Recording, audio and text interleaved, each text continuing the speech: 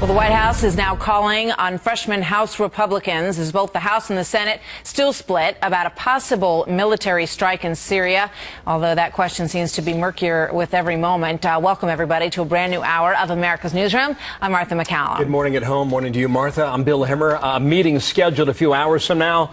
Freshman House Republicans with White House Chief of Staff Dennis McDonough. The agenda is still unclear, but the administration's been stepping up its outreach to Congress recently, so you can expect that to be on the schedule. Yes, you can. National correspondent Steve Centani is live in Washington. So, Steve, do we know what the topic of conversation is going to be here, essentially?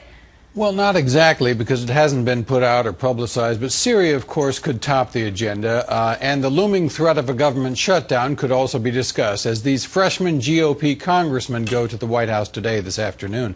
Among the first-term Republicans attending the meeting are Rodney Davis of Illinois, Doug Collins of Georgia, and Chris Collins of New York. All three have announced their opposition to the president's Syria policy. Now, this follows a similar meeting yesterday. Vice President Joe Biden met with two groups of House Republicans in the White House Situation Room.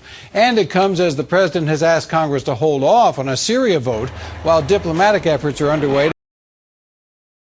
Weapons under international control, but the president could need to return to that military option if negotiations fall through, in which case he'll need the support of House Republicans, many of whom, of course, very much opposed to a military strike. The president did step up his meetings with members of Congress after proposing that Congress vote on the idea of a military strike in Syria. Martha? So there's other business, of course, at hand, although Syria has gotten most of the air in the room lately. But where do we stand on the budget showdown that's going on between the president and these House Republicans? Well, more a fiscal crisis than a budget, but yes, this could be an important topic at today's discussions. The government will shut down October 1st if Congress doesn't act, and so far, no action.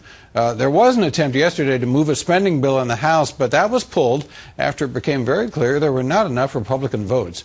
Republicans, including many of these freshmen going to the White House today, want to link spending and the debt limit to a defunding of Obamacare. House Speaker John Boehner has said he's trying to find a way to avoid a government shutdown. Martha? All right, Steve, we'll see. Thanks so much.